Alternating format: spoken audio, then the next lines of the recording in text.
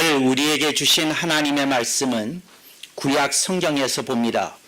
구약 성경 785쪽 욥기 26장 10절 말씀을 장성 목사가 풀어서 번역한 연이역본으로 봉독합니다. 수면의 경계선을 그으셨으되 빛과 어둠의 지경까지 한정을 세우셨느니라. 아멘. 오늘 우리는 성령님 아래 성경 위에 하나님의 말씀을 듣기를 원합니다. 오늘 여러분들이 주목하실 설교 제목은 본문에 나오는 주요한 개념이고 용어인 빛과 어두움의 지경입니다. 하나님의 말씀을 대할 때마다 저는 신비한 감정에 자주 휩싸일 때가 있습니다. 하나님의 말씀이 갖고 있는 그 깊고 넓고 그 오묘한 것에 대하여 저는 지극히 감동을 받고 심취할 때가 자주 있다는 것을 여러분들에게 고백합니다.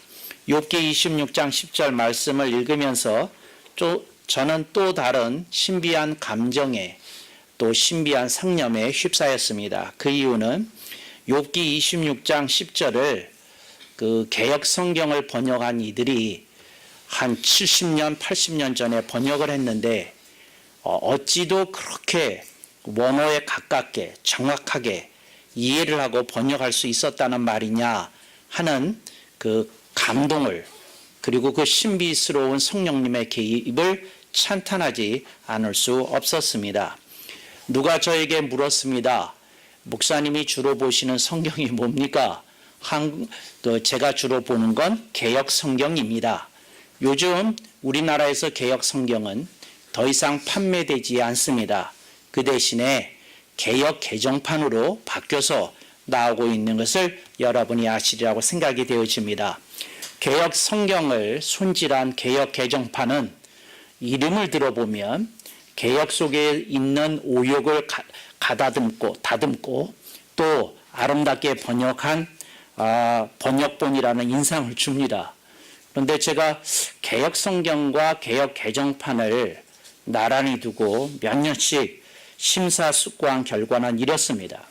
개역 성경은 성경의 원어에 가까운 번역입니다. 그런데 개역 개정판은 국어에 가까운 번역입니다. 그러니까 국어상으로는 개역 개정판이 맞습니다. 그러나 원어와 대조를 해보면 오히려 더 개역 성경이 맞는 부분이 훨씬 더 많다는 것을 말씀드리고 싶습니다. 개역 개정판이 희미하거나 잘못 번역이 된 개역 성경의 부분을 수정한 공로가 있음을 저는 인정합니다. 그러하지만 둘 중에 한 번역본을 쓰라고 한다면 저는 보수주의자여서가 아니라 이것이 성경의 원음을 좀 더 생생하게 증거하기에 개역 성경을 추천한다. 판매는 안 하지만 이렇게 여러분들에게 말씀드릴 수 있겠습니다. 그 옛날에 그 원어에 대한 것이나 그 신학의 깊이나 그 정말 아무것도 없던 시절에 어떻게 이렇게 훌륭한 번역이 나올 수 있었는지 다시 한번 성령님의 역사하심이라고 밖에는 표현할 길이 없겠다 하는 것을 여러분들에게 말씀을 드립니다. 오늘의 본문은 여러분들이 주보에 보시는 것처럼 세 단락으로 나누어질 수 있습니다. 수면의 경계선을 그으셨으되 이 말입니다. 근데 이거 여러분들이 배를 오랫동안 타본 경험이 없는 분들은 이 말 이해할 수 없습니다. 수면에 무슨 경계선이 있습니까? 수면에 경계선이 없지요. 근데 이 말은 무슨 말인고 하니 여러분들이 어부가 돼서 잠시라도 고기잡이를 여러 번 나가보면 이거 알 수 있는 일입니다. 이게 무슨 말이냐면 모든 바다에 파도나 물결이 같지 않습니다. 그러니까 배를 처음 타고 나갈 때는 잔잔한 바다였어요. 근데 고기를 잡으려고 하는 바다에 도착했을 때에는 그 해역에는 상당한 거친 파도가 이렇게 일렁거릴 수 있다는 겁니다. 근데 그럴 때에 고기를 잡으려면 어디로 가야 됩니까? 파도가 출렁이는 그 해역일지라도 감수하고 들어가야 되는 겁니다. 그 얘기입니다. 수면의 경계선을 그으셨으되 하는 말은 고기 잡지 않아도 되는 잔잔한 바다가 있고 그 엄청난 그 파도를 이겨내면서 고기 잡으러 가야 되는 바다가 있습니다. 근데 그 두 개가 이렇게 그 배를 보는 선장의 눈에는 선명히 보입니다. 그것이 수면의 경계선입니다. 여러분의 인생에 이런 경계선이 보일 때가 있습니다. 그게 뭔고 하니, 이렇게 하면 편안한데, 저렇게 하면 여러 가지 일들이 생길 것인데, 이런 생각이 있어요. 예를 들자면, 어떤 분이 직장 생활을 이제 그만하고, 내가 이제 창업할 때가 되지 않았나, 이렇게 생각을 할 때에 수면의 경계선이 그어집니다. 그냥 이대로 한 5, 6년 더 그 직장에서 그 급여를 받으면서 그냥 이렇게 살까? 그러지 않으면 내가 조금 더 몇 년 더 젊었을 때 창업을 시작해야 될까? 그럴 때 이쪽은 조금 안정된 쪽이에요. 한 5, 6년은. 그런데 저쪽 창업 쪽으로 가게 되면 이건 출렁이는 바다예요. 어떤 일이 기다리고 있을지, 사업이 성공할지, 뭘 어떻게 될지 알 수가 없어요. 근데 그런 경계선을 보고 있는 겁니다. 여러분의 인생 속에서 수면의 경계선이 이렇게 그어질 때가 있잖아요. 부부가 얘기를 나누는데 한쪽이 참 딱이 때리고 싶은 소리를 할 때가 있어요. 상대방이 어떻게 저렇게 험한 말을 하고 고약한 말을 할까? 근데 왜 안 웃으시는 거예요? 이상하네. 설교하다 보니까. 근데 그럴 때가 있잖아요. 그런데 빈정이 상할 때가 있잖아요. 근데 그럴 때에 여러분이 참고 넘어가면 잔잔한 바다입니다. 근데 여러분이 들은 느낌만큼 강하게 받아치면 이제 출렁이는 바다가 되는 겁니다. 근데 그때 여러분이 보는 거예요. 뭐를 보느냐? 그 두 번째 마디. 빛과 어둠의 지경을 보는 겁니다. 내가 참으면 편안하겠는데 내가 조금 감정이 상했다고 어떤 말을 하면 이제 다시 이렇게 그 충돌이 있겠고 마찰이 있겠는데 이걸 어떻게 하면 좋느냐? 이걸 보는 사람은 그게 빛과 어둠의 지경이다. 이걸 여러분들이 기억하면 좋겠습니다. 아이가 엄마가 그 식탁 위에 두고 간 35,600원을 봤어요. 그런데 애가 무슨 생각을 하느냐 하면 내가 엄마한테 받는 월 용돈에서 까라 그러고 10,000원 지금 내가 갖고 나가서 사 먹을까? 그러지 않으면 이걸 참아야 되나? 이런 생각이 들 때 있어요. 그럴 때 당당하잖아요. 엄마, 나한테 줄 용돈 거기서 10,000원 까세요. 내가 먼저 뭐 좀 쓸 일이 있어서 갖고 갔어요. 이제 핑계가 되잖아요. 그런데 엄마의 성격에 식탁에 놓은 돈 건드렸다가 부르릉이 떨어지고 괜히 그 험한 말 들을 것 같으니까 이거 어떡하지? 이게 빛과 어둠의 지경입니다. 근데 여러분들이 삶 속에서 늘 체험하는 일입니다. 이렇게 하면 어떨까? 저렇게 하면 어떨까? 그거 빛과 어둠의 지경입니다. 아이가 어느 날 학교에서 들어왔어요. 중학교 3학년이에요. 그런데 특별히 그 지난번에 중간고사 수학 점수가 나빴다고 선생님이 풀어야 될 문제를 30문제를 프린트로 출력해서 다 나눠줬어요. 이거 다음 날까지 다 풀어오라고 나눠줬어요. 근데 저녁을 먹고 나서 딱 보는데 내가 좋아하는 드라마가 시작이 되는 거예요. 이거 드라마 봐야 되나?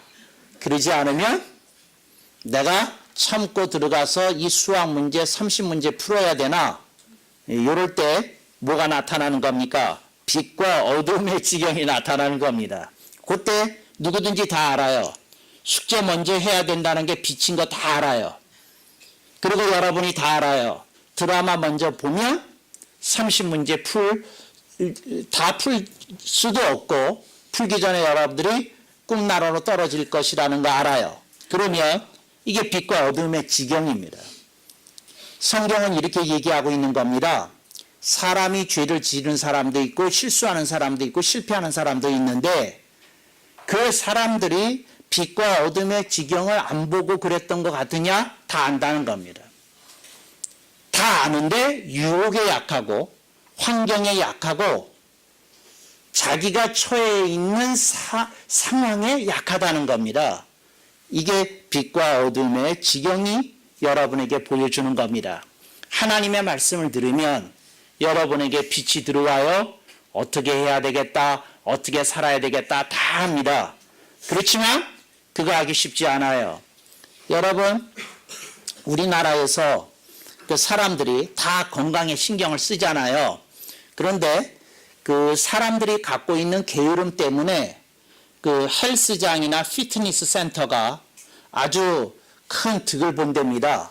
무슨 말이냐면 패키지로 물어서 할인해 드릴게요. 그리고 3개월 할인해서 헬스 끊으면 여러분 아세요. 2주는 열심히 합니다. 그 다음부터는 가는 둥 마는 둥 해서 이 3개월 할인이 아니라 가장 비싼 가격에 당한 사기라는 거, 이렇게 얘기해도 되나요? 하여튼 여러분이 체험하고 있는 겁니다. 그게 뭐예요? 빛과 어둠의 지경입니다. 근데 여러분들이 빛과 어둠이 이렇게 여러분들의 삶 속에 무엇이 왔을 때 여러분이 이미 알고 있다. 이렇게 하면 문제 생기고 이렇게 하면 조용하고 뭐 이런 거 다 알고 있다는 겁니다. 근데 그거 보고 있다. 그 얘기입니다. 그 다음에 세 번째 마디로 넘어가겠습니다. 제가 이 부분을 되게 좋아해요. 한정을 세우셨느니라 하는 말은 뭐냐면 어떤 사람이 빛도 보고 어두움도 봤어요. 그런데 그 사람이 작정을 했다는 겁니다. 나는 빛으로 가야 되겠다. 나는 어두움 쪽으로 가지 말아야 되겠다. 이렇게 생각했다는 겁니다. 그래서 이게 뭐예요? 한정을 세우는 겁니다. 그래, 아무리 풍랑이 일어도 여기까지 왔는데 고기 잡고 가야지. 뭐예요? 출렁이는 바다로 가는 것이 그 경우는 빛입니다. 그렇잖아요. 여기까지 왔는데, 열 쓰고 왔는데, 선원들 10명 태워서 왔는데 어떻게 되돌아가겠어요? 풍랑 좀 있지만 그건 뭐 어부에게 늘 있는 일 아닙니까? 그래, 오늘 풍랑이 평소보다 약간 더 세긴 하지만 이거 잡아야지. 고기 잡아야지. 풍어의 꿈을 안고 도전하는 거, 이게 빛입니다. 그때 쫄아가지고 안 되겠네, 일진이 안 좋네, 오늘의 운세에서도 들어가지 말라고 그랬는데, 그리고 방향을 돌리면 어떻게 되는 겁니까? 그게 어두움이죠. 그러니까 여러분들의 삶 속에 빛과 어두움이 왔을 때에 그거를 알고 나는 빛으로 간다, 나는 인생의 보람을 향해 간다, 이렇게 가면 이게 한정을 세우는 것이라는 겁니다. 그래서 여러분들이 나는 어느 쪽으로 향하여 가는 사람이냐 하는 것을 여러분들이 보시고 하나님의 말씀이 왔을 때에 여러분은 늘 빛으로 향하실 수 있기를 바랍니다. 그런데 그 빛은 다시 한번 말씀드립니다. 잔잔한 바다가 늘 빛이 아니라는 겁니다.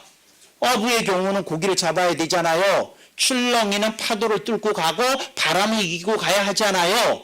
그게 빛입니다. 여러분들의 삶 속에 만약에 잔잔한 바다에 대한 그리움만 있다면 제가 여러분한테 말합니다. 여러분의 인생 속에서 진정한 보람은 거두어지지 않습니다. 여러분, 이 세상에서 가장 안전한 게 뭔지 아시죠? 방구석에 처박혀 있는 겁니다. 그냥 그거 가만히 있으면 돼요. 그런데 조금 그 방구석에 처박혀 있는 사람이 보기에 미련한 짓이 뭡니까? 고기 좀 잡겠다고 풍랑을 헤치고 거친 바닷속으로 들어가는 겁니다. 그 사람의 입장에서 보면. 그렇지만 거친 바닷속에는 뭐가 기다리고 있습니까? 수많은 물고기가 기다리고 있고 물고기가 가져다 주는 보람이 기다리고 있는 것이지요. 그래서 여러분들이 인생의 빛이라는 건 반드시 잔잔함으로 오지 않고 반드시 고요함으로 오지 않고 반드시 아무 일 없음으로 오지 않는다는 겁니다. 부부가 같이 치킨집을 해요. 얼마나 가끔씩 싸우겠어요. 그런데 마음속에 불뚝하고 남자 마음이 올라오기를 이거 그만둘까? 하는 생각이 올라온다면 이분은 지금 무엇을 그리워하고 있는 겁니까? 잔잔한 바다를 그리워하고 있는 겁니다. 제가 여러분한테 말합니다. 인생 속에서 진정한 보람은 잔잔한 바다 속에는 없어요.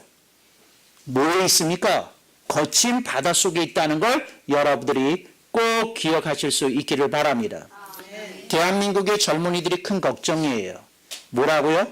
전부 다 잔잔한 바다를 좋아해요. 전부 다 고요한 바다를 좋아해요. 전부 다 3D 안 하겠대. 전부 다 어려운 기술 안 배우겠대. 전부 다 험난하고 그 거친 도제 수업을 안 받겠대요. 근데 그거 배우면 평생 먹고 살 기술이 생기고 자기의 생활을 보장해주는 길이 열리는데 그거 안 하겠다는 거예요. 무엇이 그들을 묶고 있나요? 잔잔한 바다가 빛이라는 생각을 품고 있는 젊은이가 그렇게 많다는 겁니다. 여러분들이 그런 생각에서 벗어날 때가 됐어요. 직장생활 몇 년 했으면 내가 이제 어디를 향해서 도전해야 되나 생각할 때가 된 거예요. 그 생각 안 하고 잔잔하게만 생각하고 뭐하고 그런 사람 되겠어요? 안 되는 거죠. 저는 정말 그 말을 좋아합니다. 못 먹어도 고. 이건 정말 성경에 들어가도 될 것 같아요. 정말. 뭘 얘기하려는지 아시겠죠? 해봐야 됩니다. 해봐야. 해봐야 돼요. 해봐야 돼요. 해봐야 돼요. 예, 해봐야 돼요. 조금 더 심한 말 한마디 할게요. 똥도 싸봐야 돼요. 싸봐야 돼. 정말이에요. 고추톱 치다가 한번 싸봐야 돼. 그래야지 이런 것도 있는 줄 알고 그렇지요. 여러분들이 무슨 말인지 이해하셨으리라 믿습니다. 설마 이걸 제가 여러분에게 고추톱을 권장하는 말로는 듣지 않겠죠? 알아서 새겨들으시기 바랍니다. 제가 지금 무슨 말을 하고 있는 거냐면 여러분들을 지지하고 응원하는 주님이 여러분에게 계시고 여러분의 갈 길을 가르쳐 줄 수 있는 성경과 성령님이 계시는데 여러분의 인생에 대해서 너무 쫄고 겁먹고 그리고 여러분들이 흔들려서 아무것도 안 하는 그런 삶 하지 말고 도전해보라는 겁니다. 좀 이렇게 견뎌내라는 겁니다. 넘어서라는 겁니다. 그래서 그 여러분들의 삶 속에 기다리고 있는 가시밭길 길을 두려워하지 말라는 겁니다. 네, 이게 이 말씀입니다. 한정을 세우셨느니라. 한정을 딱 세우는 거죠. 그래, 이건 내가 갈 길이다. 이거 한정 세워야 되지 않겠습니까? 근데 그걸 안 세우면 어떻게 하겠느냐? 이러는 것이지요. 여러분의 삶 속에 그런 것들이 있어야 됩니다. 여러분들이 해봐야 됩니다. 여러분들이 싸워봐야 됩니다. 그리고 조금 다른 말로 하면 좀 실수도 해보고 실패도 해봐야 됩니다. 그리고 여러분들의 삶 속에 그런 것이 주는 교훈과 유익에 대해서 감사함으로 받아들이실 수 있길 바랍니다. 그럼 여러분의 인생에 좀 다른 것이 이제 있거든요. 일본에 가보면요. 그 일본 사람의 한 30% 이상은 그 일부 통계에 의하면 50%라는 말도 있어요. 태어나서 죽을 때까지 일본 바깥으로 한 번도 안 나가보는 사람이 인구의 반이랍니다. 그 경제대국이. 근데 왜 그럴까요? 왜 그럴까요? 잔잔한 바다에 대한 그리움이 사무쳐서 그렇습니다. 그러니까 거친 바다에 대한 두려움이 있는 거예요. 그 안에 그냥 편안하게 있는 게 너무 좋은 사람들이 너무 많은 거예요. 그래서 인구 비율로 따지면, 인구 비율 가지고 따지면 일본 사람보다 한국 사람이 훨씬 해외여행을 많이 한답니다. 인구 비율 가지고 따지면. 여러분, 오늘 우리들의 한국인에게 있는 이 노마드 기상을 여러분들이 자랑스럽게 생각하실 수 있기를 바랍니다. 우리는 도전하는 민족이었고 운전하는 민족이었습니다. 우리 민족은 무엇인가 새로운 길을 향해서 나아갔던 민족이었고 그러하였기에 세계 제11위의 경제대국이 될 수 있었던 것이다. 이걸 여러분들이 가슴에 새겼으면 좋겠습니다. 근데 그런 여러분의 삶 속에 일어나는 일에 대해서 여러분 해볼 수 있기를 바랍니다. 하루라도 젊었을 때 조금 도전하고 응전하고 하는 그런 기백이 여러분의 삶 속에 나타나실 수 있기를 바랍니다. 여러분들이 그런 얘기 이렇게 할 수 있어야 되지 않아요? 뭐 로마의 유명한 명언 가운데 이런 거 알아요? 왔다 봤다 이겼다. 뭐 이제 그랬다 그래요. 자기 무덤에다 그렇게 써달라고. 왔다 봤다 이겼다. 싸움은 다 이겼다는 거죠. 싸움은 다 이겼다. 저는 이런 생각을 했어요. 무덤에다 뭐라고 쓸까? 못 먹어도 고였다. 똥도 싸봤다. 그리고 끝에 말, 후회는 없다. 뭐 좀 인생 그렇게 살아야지. 그거 어떻게 그렇게만 살겠어요? 제가 여러분한테 말합니다. 우리가 다 언제나 늘 성공하는 건 아니에요. 그러나 저는 하나님의 은혜를 가지고 해봤던 사람이 은총 있는 삶을 살았다고 감히 얘기할 수 있다고 저는 생각해요. 여러분의 삶 속에 어려움이 있으십니까? 심리적인 장애가 있으십니까? 여러분들이 속박되어 있는 어떤 여건들이 있으십니까? 그게 어려움의 지경입니다. 여러분들이 거기서 벗어나야 됩니다. 빛의 지경으로 가야 됩니다. 해봐라, 망해도 해봐라. 그리고 도전해봐라. 그리고 이겨내려고 해라. 내가 너한테 지혜와 능력을 공급해 줄 것이다. 이런 말씀을 우리들이 이렇게 가슴 속에 새기면서 미래를 향해서 나아가야 된다 하는 것을 여러분들에게 말씀드리고 싶어요.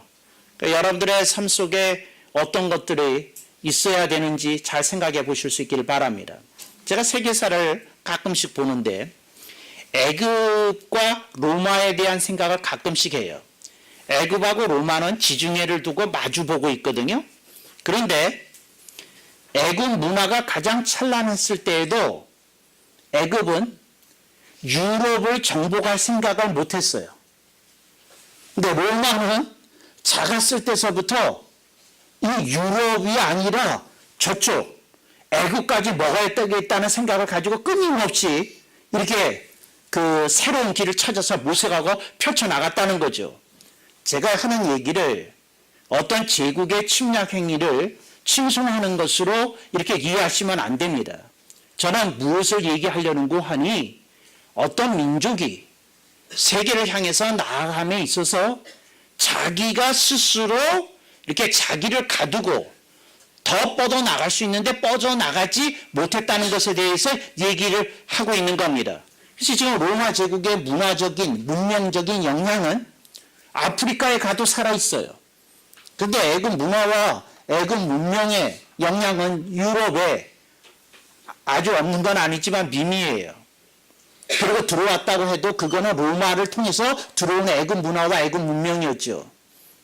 여러분들이 조금 생각을 달리해서 조금 이렇게 눈을 뜨고 조금 어떻게 내가 할 수 있는 일에 대해서 좀 생각해 볼 수 있기를 바랍니다. 이 방송을 듣는 필라델피아 방송을 듣는 교민들 가운데 일부는 이런 사람들이 있어요. 가서 만나보면 미국 괜히 왔다고. 그거 다 걷어치고 미국 괜히 왔다고. 이제는 한국에 기반이 없어도 돌아가고 싶어도 못 돌아간다고. 괜히 왔다고. 이런 사람이 있어요. 이제 그분들하고 상담을 할 때 보면 제가 그런 말을 해서 아니라고. 잘 왔다고. 목사님 한국에 계시잖아요. 근데 왜 잘 왔다고 그러세요? 내가 하는 말이 제가 이렇게 얘기했어요. 한국만 보고 죽으면 억울하지 않냐고. 미국도 맛보고 겪고 느끼고 쓴맛도 보고 이렇게 사는 게 인생다운 삶 아니냐고. 당신은 더블 라이프, 2배 인생 산 사람이라고. 그런데 뭘 얘기를 하느냐고. 한국에 사는 사람들은 다 싱글 라이프라고. 그냥 거기서 태어나서 거기서 일하다 거기서 죽는다고. 당신은 미국까지 왔으니까 2배의 삶이라고. 내가 그랬어요. 그래서 내가 그분한테 얘기했어요. 유럽으로 한번 가셔서 살아보면 어떠냐고. 그러면 트리플 라이프가 될 텐데. 내가 얘기했어요. 이분은 농담을 알아듣더라고요. 근데 저는 농담을 얘기하고 있는 게 아니라 그분한테 도전하는 삶이나 뭐에 대해서 얘기를 하고 있었던 것이지요. 그래서 그분이 그런 얘기를 하더라고요. 뭐라고 얘기를 하느냐 하면 근데요 목사님 그거 말씀하신 거 농담이셨죠? 그래요. 농담 아니라고. 유럽 가서 살라고. 그랬더니 이분이 그 얘기를 듣고는 이런 질문을 하는 거예요. 커피를 마시다가. 그럼 제가 뭘 해야 됩니까? 제가 하는 말이 유럽의 배낭여행부터 다녀보셔야죠. 유럽의 나라가 얼마나 많은데 50개국이 있는데 그중에 내가 살만한 나라 골라야 되니까 우선 50개국을 돌아다니면서 하룻밤이라도 자보고 그 다음에 결정을 하시라고. 자기 마음에 드는 나라가 어딘지 나한테 필이 꽂히는 나라가 어딘지 그렇게 생각해보고 가시라고 그랬어요. 여러분 그렇게 하실 수 있기를 바랍니다. 막 그렇게 가보세요. 그러면 어떤 것이 이제 일어나기라도 하잖아요. 근데 그분이 나한테 내가 추천해 주는 말이 걱정이 되니까 그래요. 50개국을 다 보면 어떤 일이 벌어지는데요. 그분이 상사맨이었는데 자 이런 얘기를 했어요. 뭐라느냐면 정 안 되면 여행사 가이드 하시면 되지 않냐고. 뭘 걱정하냐고 도전을 해보셔야지 그랬어요. 여러분 오늘 말씀을 좀 이렇게 좀 보셔요. 수면의 경계선을 그으셨으되 빛과 어둠의 지경까지 한정을 세우셨느니라. 하나님이 하셨다는 거죠. 하나님이 여러분의 삶 속에 이런 것이 보이게 하고 깨달아지게 하고 여러분으로 하여금 마음에 한정을 두도록 여러분을 이렇게 격려하고 계시는 중입니다. 근데 그걸 여러분들이 들으면서 이렇게 깨달아야 되는 거죠. 아, 이렇게 살 수 있는 게 아니다. 뭐 이렇게 하려다. 그렇잖아요? 이 세상에 가장 등신이 어떤 등신인지 알아요? 강남 등신입니다. 강남에만 살아봤어요. 그 좋은 강북을 놔두고 어떻게 강남에만 살겠어요? 아, 이런 등신들을 다 봤나? 정말에 강남만 운전할 줄 알더라고요. 다른 데는 가본 일이 없대. 주여 어찌하오리까. 이 강북을 놔두고 정말 한국의 모든 무단은 강북에 있는데 그래요. 어떤 등신은 또 강북에만 살아요. 좀 대박 쳐가지고 강남 가서 살아봐야지. 강남에 별장 두고 살아야지. 제가 지금 무슨 얘기 하려는지 알아요? 아니 서로 등신이야. 왜 거기만 살겠어. 이쪽에도 살아봐야지. 여러분이 좀 바꿔서 생각해야 돼. 근데 그분이 나한테 묻는 거예요. 돈을 써야죠. 강남에도 고시원 있어요. 가서 살아보세요. 내가 그래서 강남에도 고시원 있다고. 그렇잖아요. 강남에 주소 쓸 수 있어요. 편지 쓸 때. 고시원 주소, 강남 주소, 신사동 주소. 아, 쓰면 돼. 쓰면 돼. 무슨 걱정이야. 걱정이야. 못 찾으면 내가 찾아줄게요. 고시원 내가 찾아줄 수 있어. 제가 지금 무슨 얘기 하려는지 여러분이 좀 새기셔야 돼요. 여러분이 스스로를 환경과 여건과 상황이라는 이름으로 묶어두고 있는 게 너무 많아. 여러분들이 그래서 해보지 않은 게 너무 많아. 덤비지 않고 싸워보지 않고 넘어서지 않은 일이 너무 많아. 스스로가 스스로에게 속박당하고 포로당하고 있는 일이 많아. 그렇게 할 일이 아니에요. 그렇게 할 일이. 그렇게 할 일이 아니야. 그렇게 할 일이 아니에요. 제가 미군에서 복무할 때 저는 군대에서 행해지는 모든 작전을 다 다녔거든요. 근데 작전 나가면 고생이거든요. 우선 그 나가면 뭐부터 쳐야 됩니까? 텐트부터 쳐야 돼. 나가면 뭐 해야 됩니까? 군장부터 챙겨야 돼. 그러니까 뭐 불편한 게 한두 가지 아니에요. 우선 화장실이 제일 정말 힘들어요. 근데 여러 가지 것이 있어요. 그렇지만 그렇게 가보면 얻는 거 있고 배우는 거 있고 또 깨달아지는 거 있고 익숙해지는 게 있고 뭐 이런 게 있거든요. 근데 군대에 갔을 때 가장 편안하겠다고 지내다 온 사람들 도대체 어느 군대를 다녀오신 거예요? 여러분 군대에서 심부름 많이 하고 많이 힘들었고 괴로웠던 사람이 군대에 대해서 말할 수 있는 자격이 있지 않겠습니까? 우리 아들은요 가장 좋은 데 갔어요. 편하게 지내요. 가장 좋아요. 그게 군대예요? 군대가 아니지. 여러분이 좀 생각을 해서 발상을 바꿔야 돼요. 발상을 바꿔야 돼요. 발상을. 우리 그 청년들 중에도 좋은 그 부대로 빠져가지고 고생 안 하고 있는 사람이 있는데 내가 아버지였으면 이랬을 거예요. 우리 아들 여기 가면 안 됩니다. 정말 GOP를 가야 됩니다. 내가 그랬을 거예요. 군대 다음 군대를 나와야지. 그리고 내가 이랬을 거예요. 분하다. 너는 GOP 갈 제목인데. 이렇게 생각해야 되거든요. 근데 GOP를 보내는 엄마가, 아빠가 이런 생각을 할 거야. 분하다. 우리의 실력이 없어서, 백이 없어서. 너를 GOP로 보내는구나. 아들아, 분하다. 이런 마음 들 수 있어요. 지금 저는 표현을 조금 과하게 하지만. 여러분 인생에 대해서 다른 생각을 해야 돼요. 쓴맛, 단맛 다 본 사람이 인생에 대해서 말할 수 있어. 단맛만 본 사람이 무슨 얘기를 할 수 있어요? 아무것도 못하지. 무슨 얘기를 할 수 있어?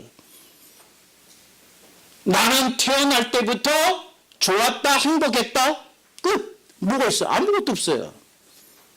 인생에 여러분들이 하나님이 주신 그 은혜 속에서 내가 정말 가야 될 길이 있고 해야 될 일이 있고 싸워야 될 일이 있고 그런 마음을 여러분들이 딱 그렇게 품어야 돼. 그래서 그거 해봐야죠. 해봐야죠. 그러니까 여러분들의 자녀들이 맨날 심부름 시키면 똑같은 길만 다니면 걱정해야 돼요.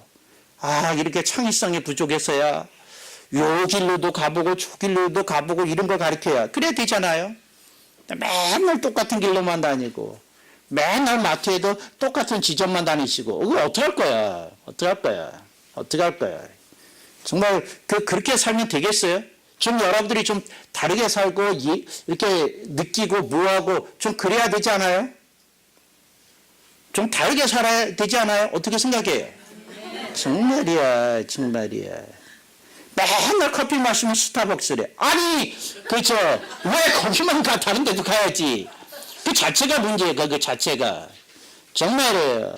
맨날 빵집은 파리 바게트만 간대. 아, 이런 사람하고 내가 어떻게 살아? 동네 빵집도 가서 사먹고, 뚜레쥬르도 가고, 뭐 이상한 이름 지은 데도 가보고, 뭐, 그래야지. 좀 다르게 살아야 되잖아요. 좀. 아이고, 어떻게 이렇게 사는지 맨날 그러고. 누가 그러더라고요. 자기네는 유기농만 먹는데. 여러분, 몸에는 유기농 아닌 게 더 좋아요. 아, 그 얘기 모르시나? 아, 그 얘기 모르시겠구나. 여러분들이 요즘 태어난 5살 이하의 애들 봐요. 피부색이 달라. 피부색이. 뽀얀 노란기하고 하얗스름하면서 뽀얘서 노란 게 있어. 아주 묘한 게예요. 근데 그거 아주 완전하게 좋은 것만 먹이고 가장 안전하게 키웠다는 거거든. 그럼 그렇게 색깔이 나와.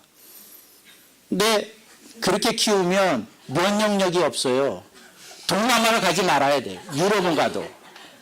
동남아 가면 이 사람들은 말라리아를 맞으면 생명이 위험해. 그런데 유기농 안 먹고 자란 애는 동네에서 모두가 물었는데 따끔하고 끝났어.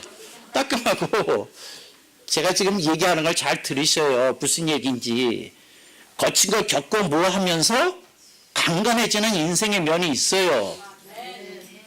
아, 이걸 좀 깨달아서 여러분들이 좀 그렇게 살았으면 좋은데 좀 이렇게 느끼고 그렇게 하면 좋잖아요. 어느 날 아내가 해준 음식이 맛없게 나왔어. 그러면 이렇게 생각했죠. 어떻게 생각해야 돼요? 이런 맛도 먹어봐야 다른 나라의 음식이 맛있는 거예요. 아, 이걸 알아야지. 여러분이 제가 지금 계속 힘들어서 얘기하려는 포인트를 아셔야 돼요. 뭐냐면 눈에 반듯한 것이 빛이 아니다. 그 얘기를 지금 하려는 거예요. 눈에 반듯한 게 사람의 눈에 보기에 마음에 안 드는 것 중에 하나님이 기뻐하시는 길이 오히려 있을 수 있다. 빛이라는 건 그렇게 반듯한 것만이 아니고 그렇게 좋아 보이는 것만 아니고 편하게 지내는 것만이 아니고 다른 길이 있다. 그 얘기를 하게 돼. 다른 길이 있다. 정말이에요. 여러분이 행복한 사람 보면 격려하고 싶은 마음이 나요? 근데 여러분들이 험한 인생을 3번 보면 마음속에 왜 격려가 이렇게 올라오잖아요. 왠지 이렇게 격려라도 바치고 싶은 그런 인생이 있잖아요. 그렇게 험한 인생을 사셨는데 이겨내셨단 말인가? 이건 정말 격려를 표해야 될 인생이다. 그래야 되잖아요.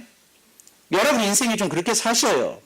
행복한 인생이 아니라 누구에겐가 경의를 일으킬 수 있는 이 인생. 그런 인생 사시는 여러분 되시기를 축복합니다. 아멘 억만번.